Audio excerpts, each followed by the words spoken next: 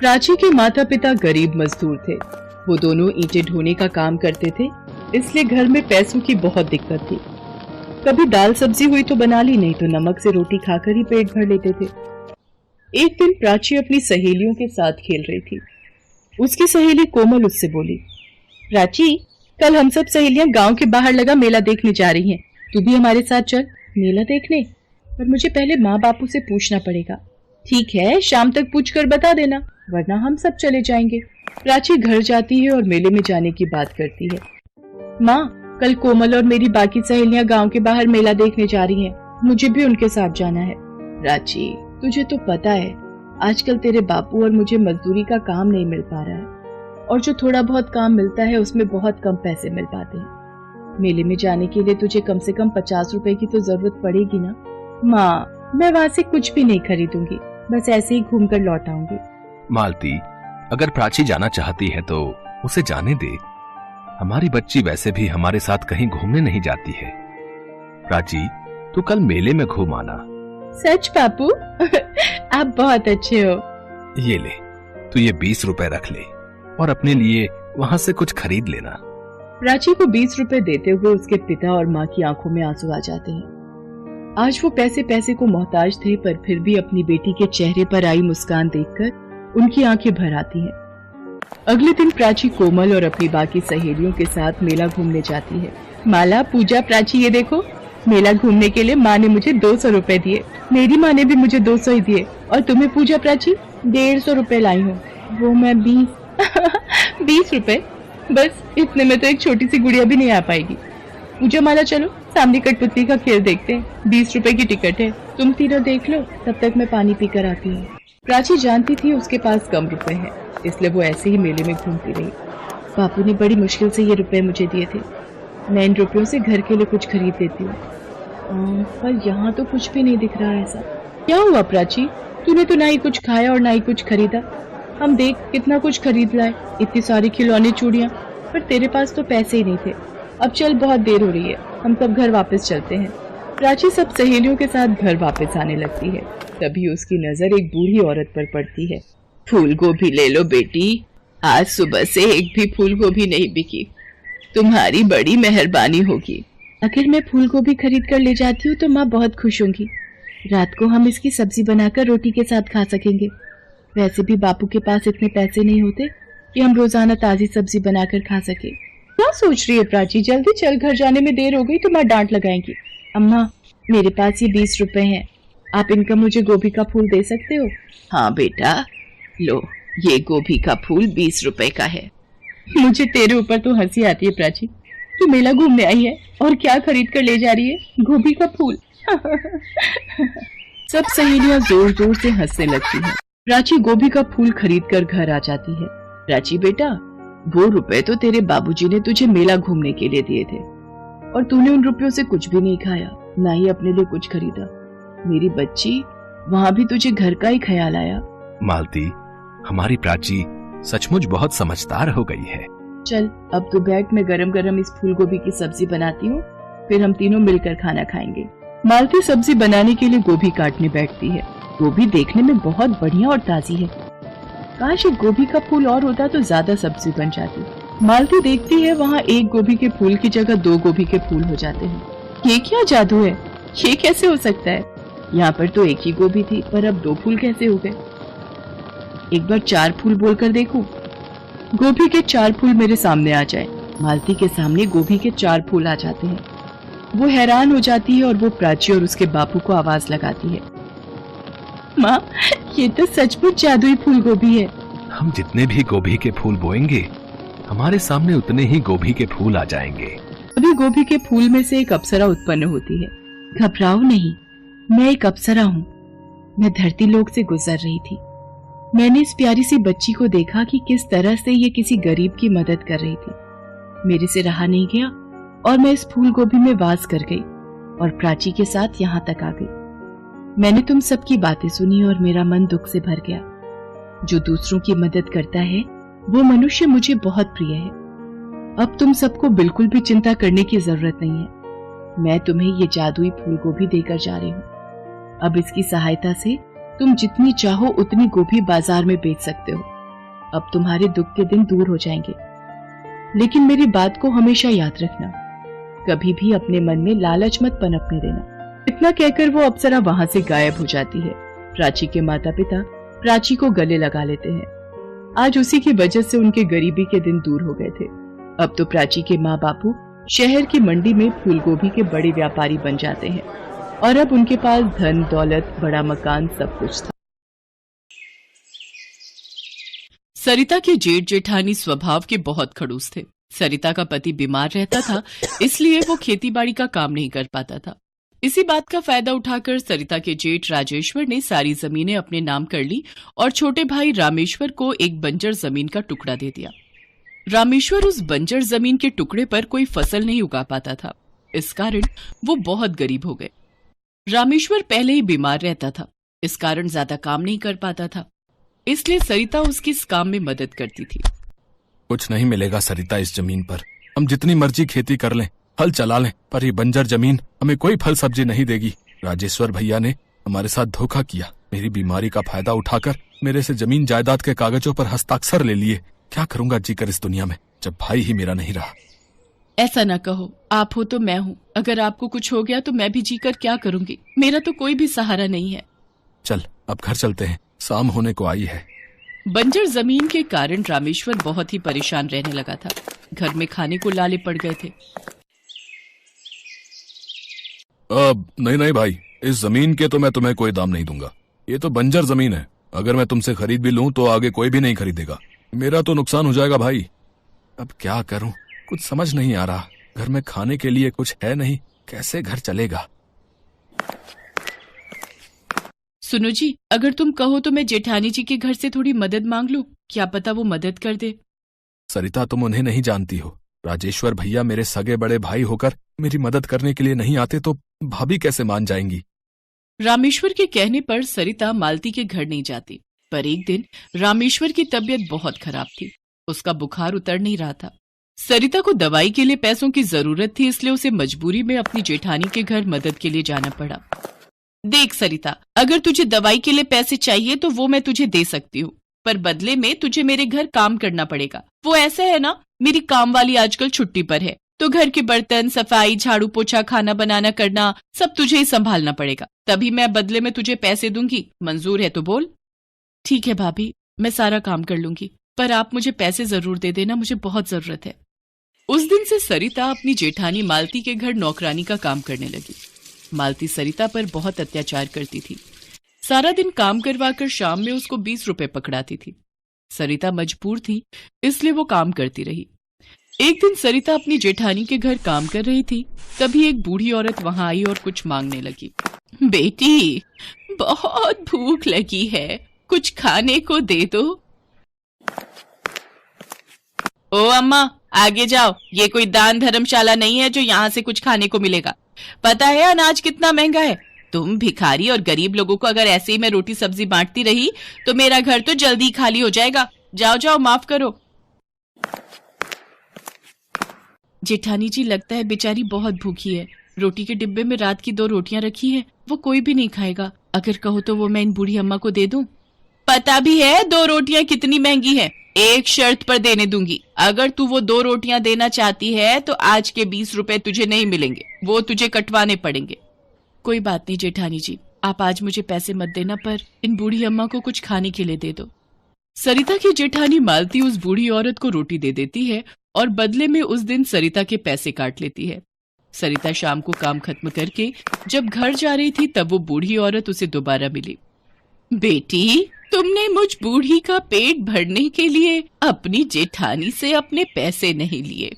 तुम सचमुच बहुत दयालु हो। जो दूसरों की मदद करते हैं, ईश्वर भी सदैव उनकी मदद करते हैं। पर अम्मा, अब तो मैं बहुत हिम्मत हार चुकी हूँ। कब तक मैं जेठानी जी के ताने सुनूंगी। काश हमारी बंजर जमीन पर खेती हो जाती तो आज हम भी खुशी खुशी जीवन बिता रहे होते। सरिता उस बूढ़ी औरत को अपनी सारी दुख भरी कहानी बताती है। घबराओ नहीं, सब ठीक हो जाएगा। मेरे पास तुम्हें देने को ज्यादा कुछ तो नहीं, पर ये 5 भिंडी है। अपनी बंजर जमीन पर 5 जगह एक एक भिंडी बो देना, फिर अगले दिन तुम्हारे सारे दुख दूर हो जाएंगे। सरिता को 5 भिंडी देकर वो बूढ़ी औरत वहां से चली गई। सरिता भिंडी लेकर घर आ गई। बूढ़ी अम्मा के कहे मुताबिक सरिता ने 5 भिंडी अपने बंजर खेत पर अलग अलग बो दी।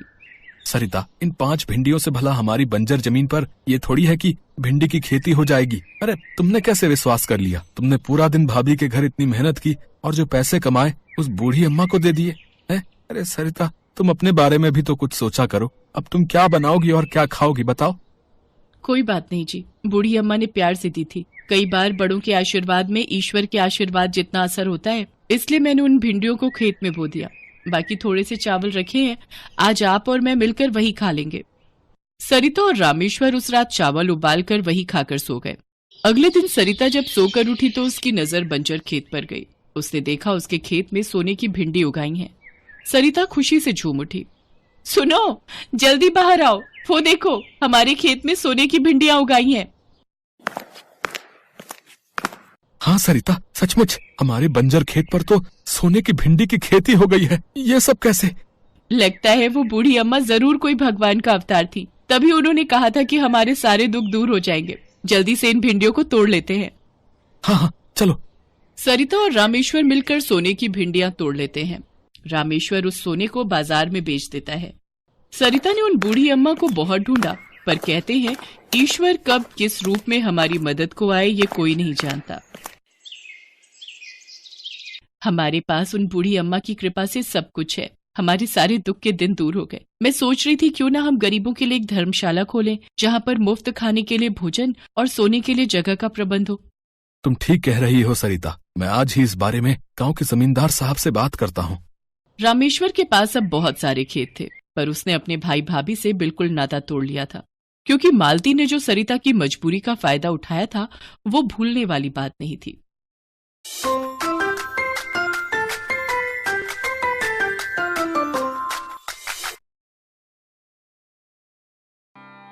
चंदनगढ़ में 2 पड़ोसी थे, सुरेश और मुकेश। दोनों के खेत अगल बगल में थे। सुरेश की शादी नहीं हुई थी और वो अपनी माँ के साथ रहता था, और मुकेश के तो 4 बच्चे थे। क्या हाल है मुकेश भाई? अब क्या बताऊं, इन शैतानों ने जीना हराम कर दिया है। पापा, मुझे भूख लगी है, थोड़ा खाना खिला दो। अरे जा अपनी माँ के पास जा, माँ बाजार गई है, आप खिला दो ना। अरे ये देख, दिन भर ये कर दो वो कर दो, मेरा तो जीना दुश्वार हो गया है इन बच्चों से। अरे भैया, अब बच्चे को भूख लगी है तो खाना मांगेगा ही ना। ये ले छोटू, तू आम खा, तब तक तेरी माँ लौट आएगी। सुरेश के हाथ में आम देखकर मुकेश के तीनों बच्चे भी दौड़े चले आए। मुकेश ने सबको एक एक आम दे दिया। अरे सुरेश, तुम्हारे तो सारे आम खत्म हो गए। नहीं भैया, 2 बचे हैं ना, एक मैं खा लूंगा और एक अम्मा खा लेंगी। अच्छी बात है। फिर सुरेश अपने घर के अंदर चला गया। अगले दिन फिर सुरेश बच्चों को आम देने आया। आज फिर आम? हाँ भैया, माँ को आम बहुत पसंद आए थे, कह रही थी कि और लाना, तो मैं थोड़ा ज्यादा ही ले आया। ये लीजिए, आप और भाभी भी खाइए। धन्यवाद सुरेश। अब से अक्सर सुरेश बच्चों के लिए कुछ न कुछ खाने के लिए लाया करता था। वो देखकर मुकेश अपनी पत्नी को बोलने लगा, आखिर सुरेश के पास इतने पैसे आते कहाँ से हैं? वो रोज हमारे बच्चों के लिए कुछ न कुछ अच्छा खाना लाता है। अब कोई दे रहा है तो उसमें भी तुम्हें परेशानी है? और वैसे भी सुरेश भैया के परिवार में है ही कौन? वो और उनकी अम्मा। हाँ, तभी मैं सोचूं, यहाँ तुम सबको खिलाते पिलाते मेरी नाक में दम आ गया है, और ये खुशी खुशी कैसे सब करता है। बड़े ही भले इंसान हैं वो, इसीलिए करते हैं। आप जैसे होते तो एक फूटी दमड़ी भी खर्च ना करते। मेरे पास होते ही कहाँ है खर्चा करने के लिए। वैसे सुरेश ने तो अच्छी खासी बचत की होगी ना? हाँ, की तो होगी ही। अब ये बात मुकेश के दिमाग में घर कर गई। वो सोचने लगा कि सुरेश के पास कितना पैसा होगा। एक दिन शाम के समय मुकेश ने देखा कि सुरेश जंगल में कहीं जा रहा था। इस वक्त ये जंगल में क्यों जा रहे हैं? पता नहीं, इसका पीछा करके देखता हूँ। मुकेश ने सुरेश का पीछा किया। सुरेश जंगल के बीचों बीच एक बड़े से पेड़ के नीचे रुक गया और यहाँ वहाँ देखने लगा। फिर सुरेश ने उस पेड़ के नीचे की मिट्टी खोदी और उसमें से एक घड़ा निकाला। घड़े के अंदर पैसे और गहने थे। सुरेश ने अपने झोले के पैसे और गहने भी उस घड़े में रख दिए और उस घड़े को वापस जमीन में गाड़ दिया। यहाँ कोई चोर चोरी नहीं कर सकता, मेरा धन सुरक्षित है।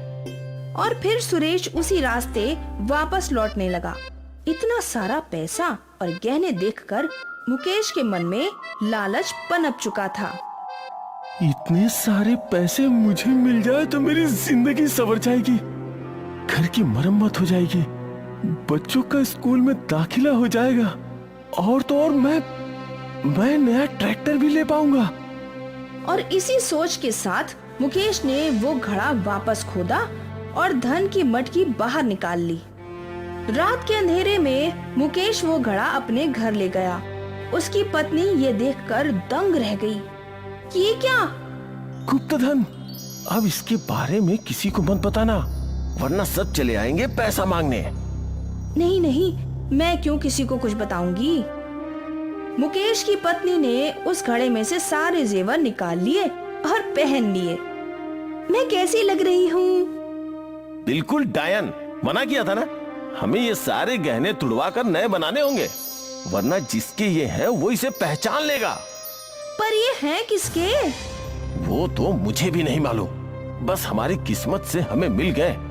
अब ढिंढोरा मत पीटो, समझी? ठीक है ठीक है। अगले दिन से मुकेश ने घर की मरम्मत का काम शुरू कर दिया। कुछ ही दिनों में उसने नया ट्रैक्टर भी खरीद लिया और सारे गहने पिघलाकर नए बनवा लिए। 1 महीने बाद सुरेश फिर से जंगल गया, पर इस बार जब उसने गड्ढा खोदा तो उसका घड़ा वहाँ नहीं था। मेरा घड़ा, मेरे पैसे, मेरी जिंदगी की सारी कमाई लुट गई। हे भगवान, ये तूने क्या किया? सुरेश निराश होकर गांव की ओर चलने लगा। वो गांव के कुएं के पास पहुंचा। मेरा सब कुछ लुट गया, मैं जी कर क्या करूंगा? मुझे तो मर जाना चाहिए। ये सोचकर सुरेश ने जैसे ही कुएं में कूदने की कोशिश की, उसके सामने एक अदृश्य दीवार आ गई। वो चाहकर भी मर नहीं सकता था। ये सब क्या हो रहा है? बस अपना धन खोने की वजह से तुम मरना चाहते हो सुरेश? ये गलत है। तुम्हारे मर जाने के बाद तुम्हारी बूढ़ी माँ का क्या होगा? लेकिन अब मैं जी कर भी क्या करूंगा? जो अब तक करते आए हो, मेहनत करो। तुम्हारे हाथ में कुशलता है, तुम खेतों को सींच कर मोती निकाल सकते हो और धन वापस कमा सकते हो। उसमें तो कई साल लग जाएंगे।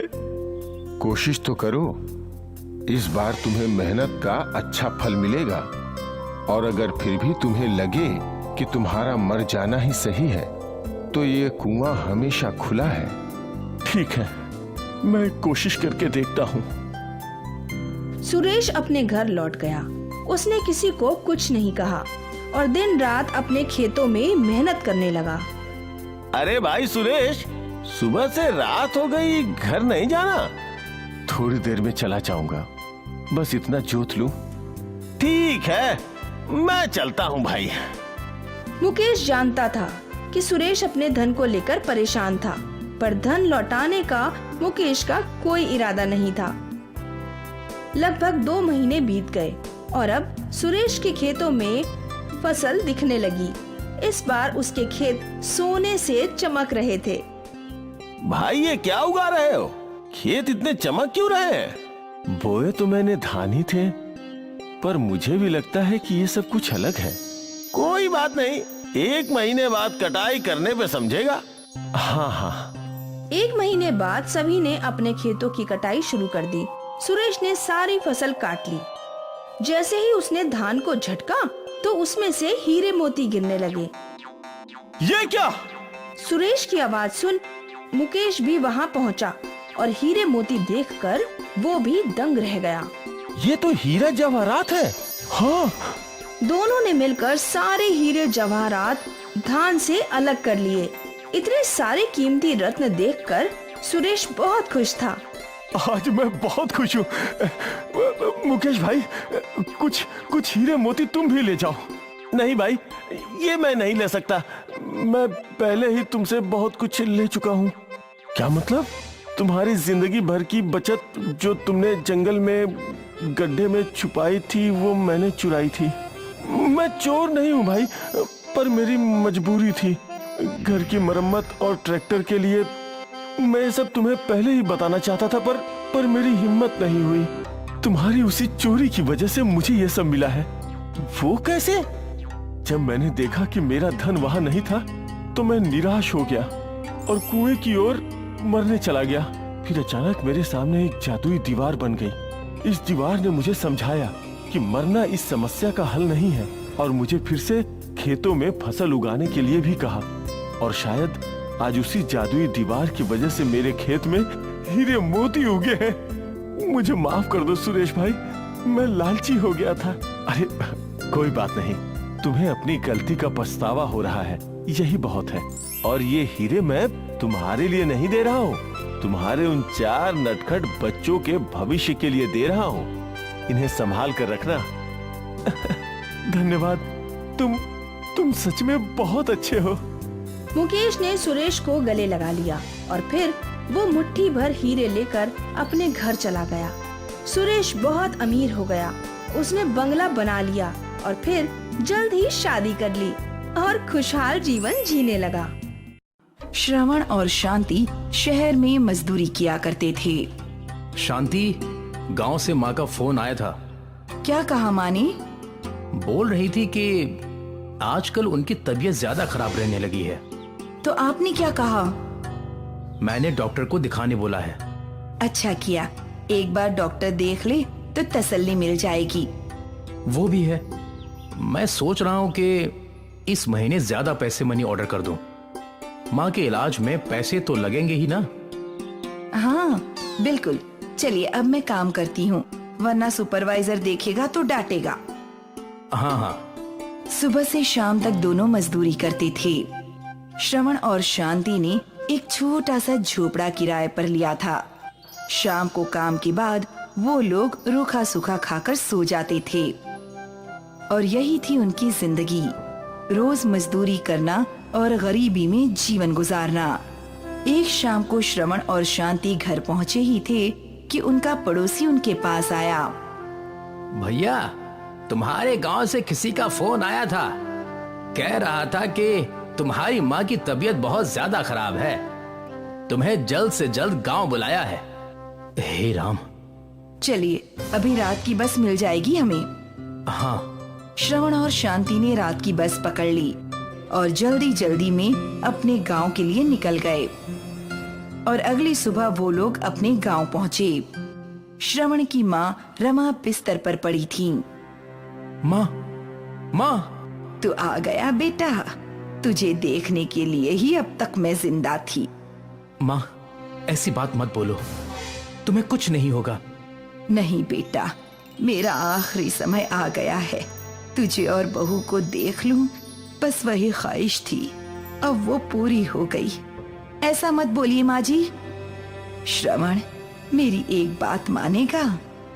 हाँ माँ, बोलो।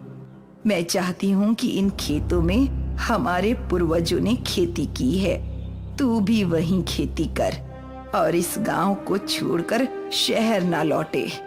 पर माँ, हमारे खेत तो बंजर हो चुके हैं। जानती हूँ, पर तेरे परदादा जी ने भी बंजर खेतों को ही उपजाऊ बनाया था, तू भी एक बार कोशिश कर ले। ठीक है माँ, मैं कहीं नहीं जाऊंगा। अब मेरी सारी इच्छाएं पूरी हो गई, अब मैं खुशी से मर सकती हूँ। माँ! श्रवण की माँ ने अपना देह त्याग दिया। श्रवण और शांति फूट फूट कर रोए।